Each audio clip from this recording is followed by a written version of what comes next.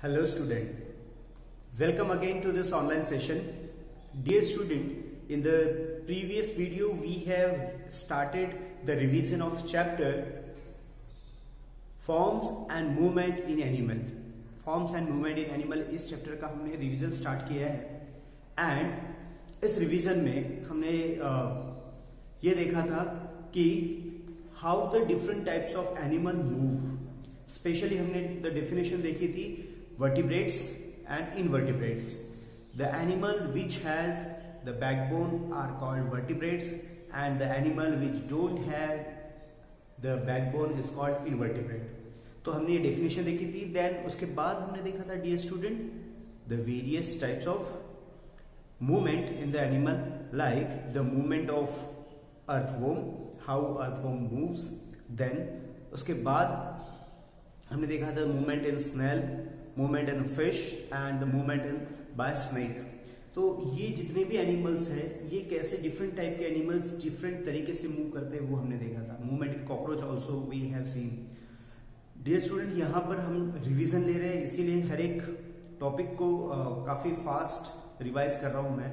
Okay, तो इस chapter को दो पार्ट में डिवाइड किया गया है. The first one is the movement by the various animal just like what the earthworm, snail and snake, cockroach, etc. Now we will see the other part of this chapter, that is the movement here, movement in human beings. Human beings में किस तरीके से movement होता है. So as I've seen that this movement in human being में ये movement कैसे होता है उसको देखने के लिए सबसे पहले तो हमें ये देखना होगा कि whether the human are the vertebrates और इनवर्टिब्रेट्स.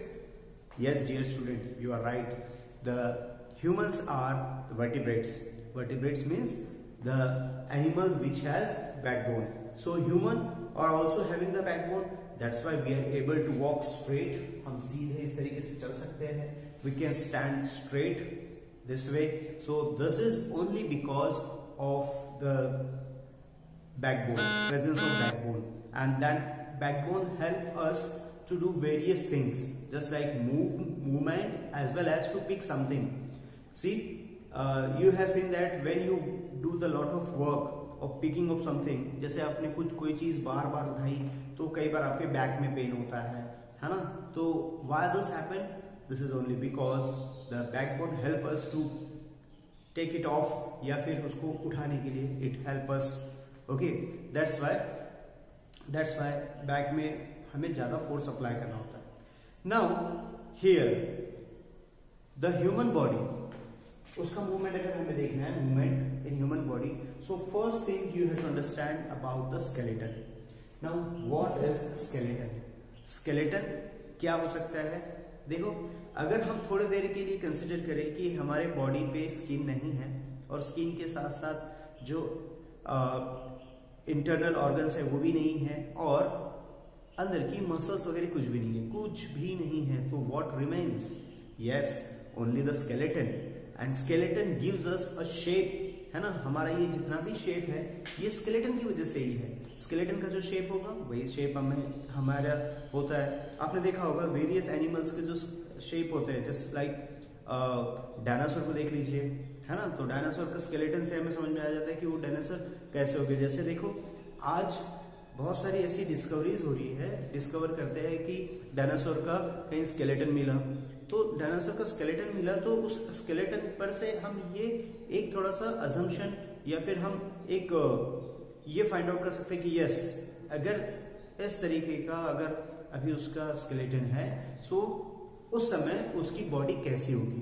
तो सबसे पहले the shape of the body is due to the skeleton, presence of skeleton. यानी ह्यूमन की जो बॉडी है, human, okay, I am the human, you are also. So हमारी जो बॉडी है it is due to the skeleton. तो सबसे पहले तो स्केलेटन से हमें शेप मिलता है. सेकेंड थिंग, स्केलेटन के अंदर फिर अलग अलग डिफरेंट पार्ट्स है स्केलेटन. ओके, जैसे सबसे पहले है स्कल, दिस वन, हेड. ये जो जितना पोर्शन है ये जो मैं मूव कर पा रहा हूँ left to right, right to left, up down, तो ये जो पोर्शन है दिस इज कॉल्ड स्कल। हम जिसे हेड कहते हैं, तो ये हेड के अंदर की जो मेन बोन्स जिससे ये बना होता है that is called skull. Skull is made up of a fixed joint. आपने कभी देखा है कि यहाँ के कहीं और के क्या कह सकते हैं कि बोन्स के डिफरेंट जो पार्ट्स है वो मूव हो रहे? No, it never moves, so it means that skull is made up of the fixed joint। तो ये fixed joint से बने हुए होते हैं। Okay, skull। अब skull का मेन फंक्शन क्या होगा? as it is on the top, सबसे ऊपर है, and our brain is inside the skull, और हमारे skull के अंदर क्या है? ब्रेन है। तो skull का मेन फंक्शन क्या होगा? yes, to protect our brain। Brain को प्रोटेक्ट करने का काम हमारा स्कल करता है। तो skull plays an very important role of protecting our brain, क्योंकि अगर हम इंटरनल ऑर्गन के हिसाब से देखें तो सबसे डेडिकेटेड जो ऑर्गन है वो हमारा क्या है? ब्रेन ही है। क्यों? क्योंकि अगर ब्रेन के अगर एक छोटे से पार्ट को भी अगर डैमेज हो जाता है, सो उस पार्ट से रिलेटेड जो भी एक्टिविटी है, जो भी वर्क है, that can not be done by our body. जैसे अगर सपोज ब्रेन को कहीं इंजरी हो गई, सपोज किसी एक्सीडेंट से इंजरी हो गई, तो उस पार्ट से रिलेटेड जो भी ऑर्गन होगा या फिर जो मेरे बॉडी पार्ट होंगे वो काम नहीं करेंगे, है ना। So it's a very sensitive one, that's why brain ये एक प्रोटेक्टिव कवर के अंदर होना चाहिए था। तो वो प्रोटेक्टिव कवर क्या है? हमारा स्कल। ठीक है, so skull protect our brain. Then next one is the rib cage। rib cage, rib cage, तो rib means small जैसे हम कह सकते हैं small parts of bone, and cage पिंजरा, है ना। तो ये केज किस चीज का है? yes, rib cage is this portion जो हमारा चेस्ट का पोर्शन होता है ना, ये। तो here rib cage आपने कई बार अगर अपने इस तरीके से यहाँ पे ऐसा टच किया होगा, है ना, ये यहाँ पर, तो हमें एक हड्डियों का सेंस होता है। So why this? Because it is having a cage which protect our what? Lungs and heart and even the pancreas also, है ना। तो इतना पोर्शन जो हमारे लंग्स के साथ में है, इतना पोर्शन प्रोटेक्ट होता है आपके रिब केज से। अब देखो रिब केज किसे प्रोटेक्ट कर रहा है? फंक्शन क्या होगा रिब केज का? To protect the lungs, heart, etc, है ना। तो आपने देखा होगा कि हम लंग्स के हेल्प से क्या कर सकते हैं? Yes, we can breathe with the help of lungs के हेल्प से हम ब्रीथ करते हैं। सो इट मीन्स दैट कि ब्रीदिंग की प्रोसेस में जो लंग्स का एक्सट्रैक्शन और कॉन्ट्रैक्शन होता है, एक्सपांड होता है, कॉन्ट्रैक्ट होता है, like this. So it means that कि ये एक्सपांड और कॉन्ट्रैक्ट होना, ये हमारे लंग्स में होगा। तो लंग्स को उतना एक्सपांड होने के लिए जगह भी चाहिए, इसीलिए रिब केज थोड़ा सा फ्लेक्सिबल बोन से बना हुआ होता है। फ्लेक्सिबल बोन्स एक दूसरे में इस तरीके से कम ज्यादा होती है, इसलिए आपने देखा होगा when we inhale it expand, so like this. So this is the rib cage. So the function of rib cage is to protect the internal organ like your what? Yes, lungs, heart, etc. Internal organ. Now here backbone. So as I said, backbone is a very important one. And it is made up of 33 small bones। यानी ये जो पूरी backbone होती है वो 1, 2, 3, 4 ऐसे number of 33 backbones. अगर आपको आइडेंटिफाई करना है तो ये जो पोर्शन होता है हमारे सर का, यहाँ से सेंट्रल पार्ट पर और बिल्कुल सेंटर से, है ना, पीठ के सेंटर से अगर कोई बोन जाती है तो that is called backbone. Backbone एक स्ट्रेट सिंगल बोन ना होती है, it is a stack of bones. Stack of bones का मतलब होता है पहले एक बोन, उसके ऊपर दूसरी, फिर तीसरी, चौथी, like this number of bones. और ये बोन्स के साथ हमारा नर्वस सिस्टम भी हमारे बॉडी में इस तरीके से स्प्रेडेड होता है। तो बोन्स, कितनी बोन्स होगी बैकबोन में? 33 स्मॉल बोन्स। अब देखो डियर स्टूडेंट, आप ये सोचते होंगे कि ये बोन्स एक दूसरे के ऊपर से फिर कम ज्यादा या आगे पीछे नहीं होती। यस, इसीलिए हमें बैकबोन को थोड़ा सा प्रोटेक्टिव रखना होता है ताकि वो एक दूसरे के ऊपर स्लिप ना हो, और स्लिप ना हो इसीलिए क्या किया जाता है, बोन्स के बीच में एक special type of cartilage ligaments होते हैं, है ना, जो उसको प्रोटेक्ट करते हैं। और दूसरी चीज, अगर वो डिस्क, अभी छोटी छोटी जो बोन्स होती है दैट इज कॉल्ड डिस्क, अगर वो डिस्क स्लीप हो गई तो इसीलिए एक प्रॉब्लम होती है, इंजुरी होती है, जिसका नाम होता है स्लिप डिस्क। तो slip disc is due to the, you can say, disalignment of the bones, disalignment of the bones, this is called as slip disc. तो हमें बैकबोन का भी काफी अच्छा केयर करना चाहिए, क्योंकि अगर हमारा अगर बैकबोन खराब हो गया, so will not able to walk properly, we are not able to stand, even we are not able to stand. इसीलिए बैकबोन को प्रोटेक्ट करना बहुत ज्यादा जरूरी होता है। Okay, now next one is limbs.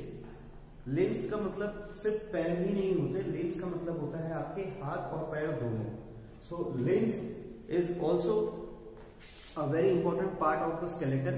Limbs से हम किसी भी चीज को लिफ्ट कर सकते हैं, किसी चीज को उठा सकते हैं, किसी चीज को रखना है उसके लिए हो सकते हैं। With the help of limbs we can move, with the help of limbs we can move. हम लिम्स के हिसाब, लिम्स का यूज करके क्या कर सकते हैं, मूव कर सकते हैं। अब हम उसमें देखेंगे कि कितने टाइप के बोन्स वगैरह यूज होते हैं और कितने टाइप के जॉइंट्स हैं। So these are the main 4 part. Skull means हमारा स्केलेटन जो डिवाइडेड है वो स्कल, रिब केज, देन उसके बाद बैकबोन एंड लिम्स, ये 4 पार्ट में डिवाइडेड है। ओके, अब उसके बाद होता है dear student what, yes, joints. क्योंकि इतने पार्ट में तो डिवाइडेड है हमारा skeleton, skull, rib cage, backbone and limbs. अब इन सभी पार्ट में होते हैं जॉइंट्स, जो जॉइंट्स हमें हेल्प करते हैं। ओके, अब जैसे देखो टाइप्स ऑफ जॉइंट में सबसे पहले हम देखते हैं बॉल एंड सॉकेट जॉइंट। अब ये बॉल एंड सॉकेट जॉइंट यानी इस तरीके का जॉइंट होता है जो इस तरीके से 180 डिग्री 360 डिग्री मूव कर सके। सो हियर, है ना, ऐसा लगता है जैसे कि बॉल उसमें फिक्स है। So here the joints at the shoulder and the hips, they are the which type of joint, ball and socket joint, they are called ball and socket joint. Second one is pivot joint. Pivot joint में 360 degree यानी सिर्फ इतना ही घूम पाता है, 180 degree like this. So our skull is fixed with, skull जो है हमारे बाकी स्केलेटन के साथ किस जॉइंट में फिक्स है? So here it is pivot joint. This is the pivot joint. It only moves up to this 180 degree, यहां से शुरू हुआ यहां तक ही, ये इतना आगे पीछे हो सकता है लेकिन इधर 180 degree. So our skull is fixed with pivot joint. Then next one is hinge joints. Hinge joints is just like a hinge in the door. Door में जिस तरीके से हिंज होते हैं, जो हाइंग, कई इसको प्रोनाउंस करते हैं हाइंग जॉइंट, है ना, so it is hinge joints. So ये सिर्फ इस तरीके से मूव कर पाते हैं। तो here this is a hinge joints as well as the joints in this elbow is also a hinge joint. And the last one is gliding joint. Gliding joint is a joint where the small bones can glide over the other bones like this. See here the bones of this finger can glide and fold like this one. So this is what the gliding joint. तो इसे हम कहते हैं gliding joint. तो ये यहां पर gliding joint होंगे, see, okay. Even the foot में भी जो सामने का पोर्शन होता है there is a gliding joint. तो डियर स्टूडेंट, इस चैप्टर का जो हाफ पोर्शन है उसमें हमने क्या देखा, मूवमेंट इन ह्यूमन बीइंग, जिसमें हमने स्केलेटन के बारे में रिवाइज किया कि स्केलेटन कितने पार्ट में डिवाइडेड है। स्केलेटन का फंक्शन सबसे पहला होता है it gives the support to the body, body को सपोर्ट करता है। Second, it gives the shape and it help in movement. These are the 3 important function. And उसके बाद हमने देखा स्केलेटन कैसे डिवाइडेड है, skull, rib cage, backbone and limbs में।